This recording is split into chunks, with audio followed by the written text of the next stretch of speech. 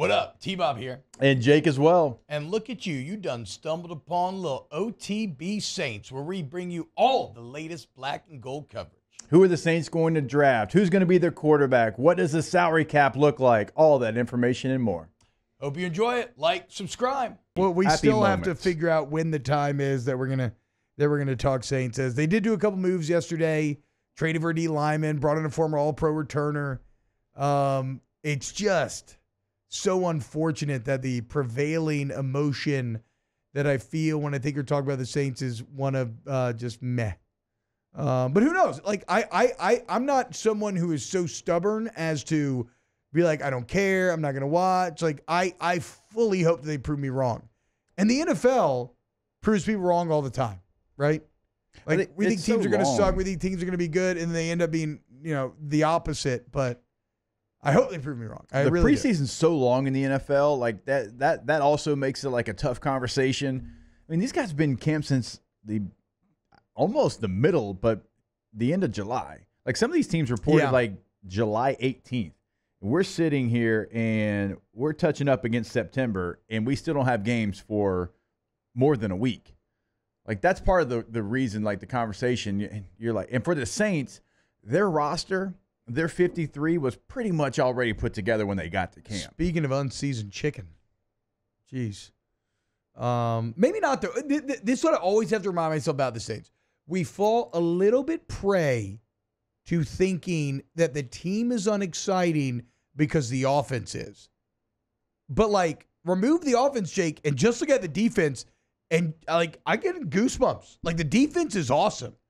You're the sixth best. You were the ninth best scoring defense 2 years ago. You're the sixth best scoring defense last year.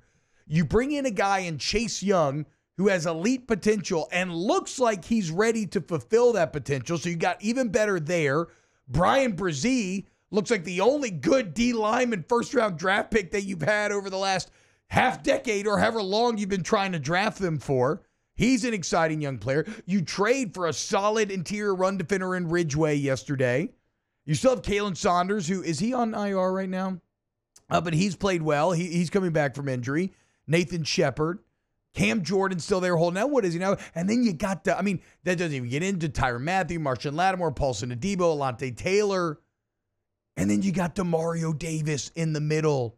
And Pete Werner's good. And he's been learning at the feet of him.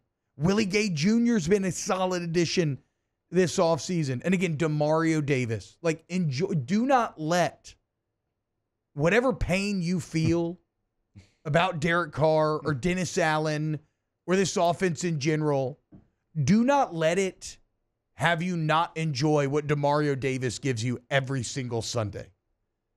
Because all it is psychopathic effort, all-out effort, in a fight both on the field and a fight against Father Time himself, as somehow the man continues to not age. All he does is make plays every single Sunday, sideline to sideline, so fast, so violent, so explosive. And so, yeah, at least you're not one of these teams. Like, if you're the Patriots, you're just garbage everywhere, right? Yeah, you got bad on bad. It's just gross. The Patriots, and then your uniforms suck. Yeah. Now that you're not good. What's the mascot? Is it Pete? Patriot Pete, the one snapping the ball? Pete. I don't know. Isn't it Pat the Patriot? I think it's Pat the Patriot. Okay, Pat, I like Pat Pete makes a little better. more sense. Really? I like Pete. Pete's a little country. I know. For like a New England, yeah. like a New England Patriot. Get like the alliteration with Pat the Patriot. I mean, that's solid. Well, they call him the Patty Pats for Pete, short, Patty so- Patriot. I like saying Pete much better than Pat. I like Why not Pete. Paul? The twang works on Wait, both. why not yeah, Paul I mean, though? Why not Paul? Like Revere. Paul Revere. Yeah, like Paul, Patriot Paul. I mean, it might Patriot actually Paul. be. Patriot Paul makes way more sense. I mean, he's snapping the football. He looks badass on the helmet. go back to the old uniforms, bring back Patriot Paul the center. Then maybe you can get a little juice going. But like, at least you're not them. You're not the Panthers, where it just feels like an abject disaster, top to bottom. You have a top 5 defense in the NFL. And if Kubiak and Carr can get enough going offensively, well, you're going to win some games.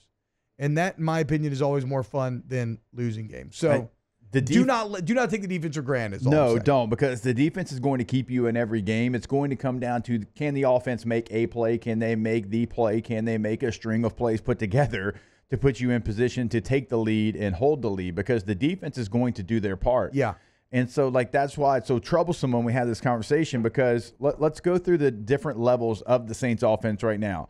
Do you feel good about where they're at the receiver room? No. Being honest with yourself. No. I mean, Olave's Chris it's Olave's great, but it is at least you have a consistent 1,000-yard guy. You Did have. everybody say that in the NFL? no. I'm Chargers asking, can't say that right now. legitimately. Like, I'm curious. Okay. Chargers don't have that right now after Keenan Allen left. So maybe a majority does, but you have a consistent 1,000-yard guy in Olave. But yes, besides that, it's Okay. meh. Offensive line room, absolutely That's a not. disaster. Quarterback room, promising young guys behind Derek Carr, 18th, but 18th in the league, Yes. right? Like Right. you're paying the 18th quarterback in the league. running back room right now It just with depends AK on if and the Kamara's contract alive or not. situation and tight Taysom end Hill room. adds a little excitement to the backfield. Yeah, it depends on where you put Taysom. I would put him in Like- that running back group. Yeah, if you put him in the tight end room, that feels much better. But if you take him out, it doesn't feel No, great. yeah, then that's boring again because it's just Juwan Johnson and Dallin Holker And Foster Moreau. and Foster. Oh, that's right, and Foster. Okay, Foster. Okay, tight end room, right? But my point is, like, there's not a level on offense that gets you excited like over on the defense. No. The defense, all three levels, we could have great conversations about how True. good you feel about all three levels. We could give you multiple players on all three levels that you trust right now. On offense, I'm going to be real honest with you. There's two players that I trust on the Saints offense right now. Eric McCoy Yep. and Chris Chris Olave. Olave. That's it. Yeah. That's it right now. I hope Alvin can get back. Like, I would love to throw Foster in that conversation, but I don't know how much Juwan Johnson's going to Foster, play. dude, I don't know drop if they're going to be 12 personnel. I don't know. Foster dropping that touchdown. I think it's the Jags. It was Jags, right? Yeah. Is that the difference between a 10 and 7? I mean, Yeah. how different is that? If they're 10 and 7, they win the division. Yikes. I mean, like, seriously, actually think about that. And then recognize how razor thin the margins are in the for NFL. Sure, yeah. I mean, if he catches that, you win the division, and who knows how people talk about Dennis Allen and Derek Carr. Because then that 6-game finish, which, this is all logically, this is a fallacy, right? Because, like, if that happens, then maybe everything changed, the butterfly effect, that maybe you don't have those final 6 games. But if you went 10 and 7, won the division, and had the final 6 games that the offense did, everybody would be really pumped, actually, probably right now, at least a bit. Daniel, we're talking, by the way, just offense that you trust. The defense, almost everybody that's a starter, I feel good about. Yeah. So no, we're not saying just those two players on the team. No, I mean, come on, Demario Davis and Tyrann Mathieu and the entire DB room, I think, is fantastic. And Cam Jordan and Granderson. No. The defense, you're in a good spot, Daniel. We're talking offense here. If you can give me a third player that you trust without a question, you're like, hey, I got something on the line here. I'm going to trust this third player. I don't know who that would be because it would be different probably for everybody if they had an answer. I would still say Taysom. Taysom would be my third for sure. I trust him if you utilize him right, though. And I trust his trust Kubiak to comes do with better the with coaches. that. I trust Kubiak to do better with that. You saw some of it in preseason. He's definitely got bigger plans for the regular season. He is a unicorn. Use him as such. Yes. And they did, like Pete Carmichael. I don't know.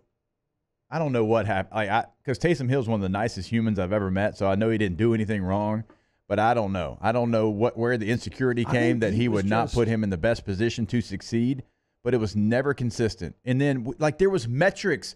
If Taysom gets this amount of carries and this amount of yards, the Saints win. And he's like, that's cool. I don't care. I think it was the Browns game last year where I even gave him a lot of credit for finally leading Taysom. And you were like, yeah, but it took a whole half of, failure. The weather and everything was such a, why did you not get there earlier? I don't know. Pete was just beholden to his old system. He was a little stuck in his ways. And he even showed slight growth at the end. Minus a little. Very, very stuck in his ways. Which it's just now you have an offense coordinator that, because of where he came from, because the 49ers are going to have 2 to 3 players that can play multiple positions at a high level, like an NFL pro level. Yeah. They always do.